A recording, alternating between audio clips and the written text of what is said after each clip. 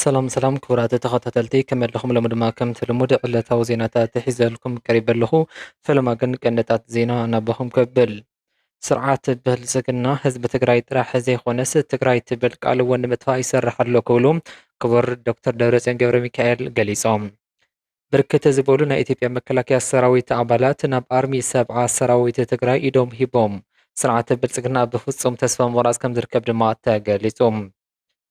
ሰራዊት ብልጽግና ብኣንፈት ቆቦ ኣብ ልዕሊ ሰራዊት ትግራይ ብመዳፍእ ዝተሰነየ ከቢድ መጥቃዕቲ ይፈንዩ። ካብቲ ግንባር ኩናት ዝወፅእ ሓበሬታ ክነስምዐኩም ኢና። እምበር ከስ ክቡራት ተኸታተልቲ እዚኣቶምን ካልኦትን ምሳና ፀኒሖም ከሰሚዕኹም ሳብስክራይብ እንዳገርኹም ተኸታተል እንዳበልኩ ናብ ዜናታተይ ከሰግረኩም።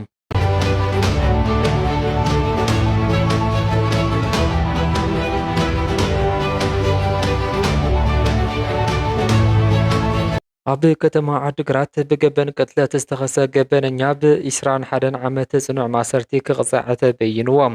በዚ ዕለት ኣብ ማእኸላይ ቤት ፍርዲ ዞባ ምብራቕ ተሰሚው ኣብ ዝወዓለ መጋብያ ከም ዝተሓበረ ገበነኛ ኣይተ ሳምሰም ገሓጎስ ነባሪ ከተማ ዓዲግራት ጣብያ ባዶ 6 ኮይኑ መጋቢት 8 2017 ዓ.ም ምስ በዓልቲ ገዝኡ ብዘጋጠሞ ዘይምርዳእ ንንእስቲ ቅሳነት ተሾመ ብግፍዓዊ ቅትለት ህይወታ ክትሓልፍ ምኽንያት ኮይኑ ገበነኛ ኣብ ቁፅጥር ፖሊስ ውዒሉ ክሲ ዝተመስረተሉ ኮይኑ ነቲ ክሲ መዝገብ የማን ፀጋም ክመርሕ ዝፀንሐ ማእኸል ቤት ፍርዲ ዞባ ምብራቕ ተኸሳሲ ሳምሶም ሓጎስ ነቲ ጉዳይ ከም ዝወዓሉ ብመሰኻኽር ሰብን ካልኦት መርዳእታ ብምርጋዝ ብ21 ዓመትን 3 ወርሒ ማእሰርቲ ክቕፅዕ ወሲኑሎም። እዚ ከምዚ ኢሉ እንዳሃለወ ድሕሪ ዘጋጠመ ጀኖሳይዳዊ ኩናት ኣብ ልዕሊ ደቂ ኣንስትዮ ትግራይ ዝፍጸም ዘሎ ቅትለትን ዓመፅን ብዓይነቱን መጠኑን ይብርኽ ስለ ዘሎ ነቲ ኩነታት ኣቐዲምካ ንምክልኻልን እንተጓነፈ ድማ ግዳያት ስሉጥን መምሃራይ መፍትሒ ምንታን ክረኽባ ተሳትፎ ኩሉ ሕብረተሰብ ከም ዝጠልብ እዩ ማሕበር ደቂ ኣንስትዮ ቢሮ ጉዳይ ትግራይ ግንዛቤ ሕብረተሰብ ንምዕባይ ኣብ ዘሳልጦ ዘለዋ ዝተፈላለዩ መድረኻት ዝሕበር ዘሎ።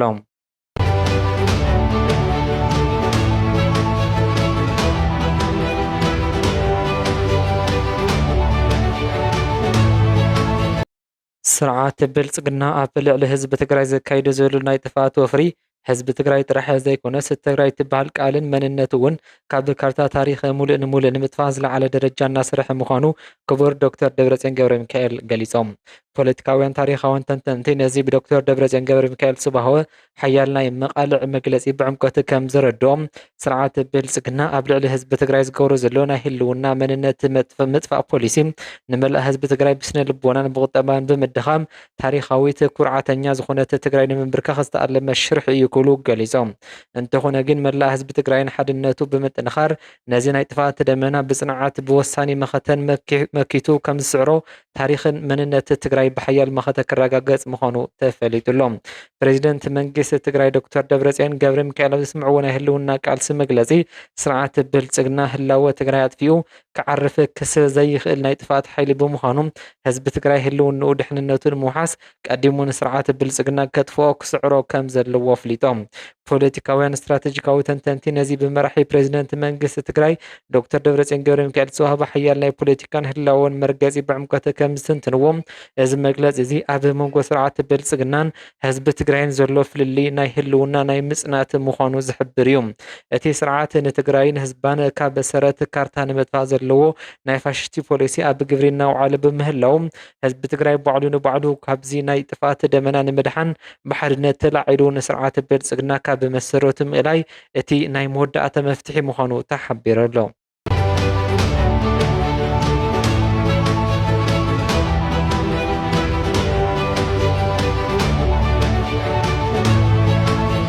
ሎማዓንቲ ዕለት 30 ብርክት ዝበሉ ናይ ኢትዮጵያ መከላከያ ሰራዊት ኣባላት ናብ ኣርሚ 70 ሰራዊት ትግራይ ኢዶም ከም ዝሃቡ ተሓቢሩ።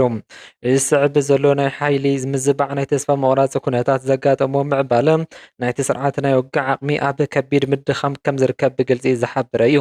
ስርዓት ብልጽግና ኣብ ዝሓለፈ ብሰራዊት ትግራይ ብሓያል መኸተ ተፀፊዑ ምምላሱ ስዒቡ ኣብዚ ሕጂ እዋን ዘለዎ ዝተረፈ ሓይሊ ብምእኻብ ዳግማይ ናይ መጥቃዕቲ ወፍሪ ንምጅማር ናብ ኣንፈት ኣርሚ 70 ይጽጋዕ ኣሎ። እንተኾነ ግን ኣብቲ ሰራዊት ዘሎ ናይ ውግእ ተስፋ ምቑራጽ ናይ ሞራል ውድቀት ኣዝዩ ብምዕባዩ ኣባላት እቲ ሰራዊት ህይወቶም ንምድሓን እናጠፍኡ ናብ ኣርሚ 70 ኢዶም ይህቡ ምህላዎም ተገሊጹሎም። ዘይሰዓር ዓቕሚ ሰራዊት ትግራይ ብደቂቕ ዝተረድአ ኣባል ሰራዊት ስርዓት ብልጽግና ሕጂ እውን ነቲ ናይቲ ሰራዊት ሓያል ናይ መኸታ ዓቕሚ ብምፍላጥ ብዘይካ ዝኾነ ይኹን ውግእ ናብ ዝተፈላለዩ ኣሃድታት ሰራዊት ትግራይ ብፍቓዱ ምስ ሙሉእ ዕጥቁ ኢዱ እናሃበ ምህላው ተሓቢሩሎም። ወተሃደራዊ ተንተንቲ ነዚ ብኣባላት ሰራዊት ስርዓት ብልጽግና ናብ ዝተፈላለዩ ኣሃድታት ሰራዊት ትግራይ ማለት እውን ናብ ኣርሚ 42 ኣርሚ 13 ኣርሚ 70 ብፍቓዶም ኢዶም ዝህብሉ ዘለዉ ኩነታት ከም ዘረድእዎም ኣብ ውሽጢ ሰራዊት ስርዓት ብልጽግና ዘሎ ናይ ምውጋእ ሞራል ኣብ ፍጹም ውድቀት ብምብጽሑ ኣባላት እቲ ሰራዊት ህይወቶም ንምድሓን ብፍቓዶም ኢዶም ይህቡ ኣለዉ። እቶም ኣባላት ሰራዊት ብልጽግና ንህይወቶም ንምስጋ ምስ ሙሉእ ናይ ውግእ ዕጥቆምን ኣጽዋሮምን ናብ ኣርሚ 4213 70 እናኣተዉ ምህላዎም ተገሊጹሎም። ሰራዊት ትግራይ ነቶም ብፍቓዶም ኢዶም ዝህቡ ዘለዉ ኣባላት ሰራዊት ስርዓት ብልጽግና ብዝተመደበሉ ወተሃደራውን ሰብኣውን ስርዓት መሰረት ብምቕባል ናይቲ ወራሪ ሓይሊ ውዳበ ካብ መሰረቱ እናደምሰሶ ምህላው ኣፍሊጡ ኣሎ።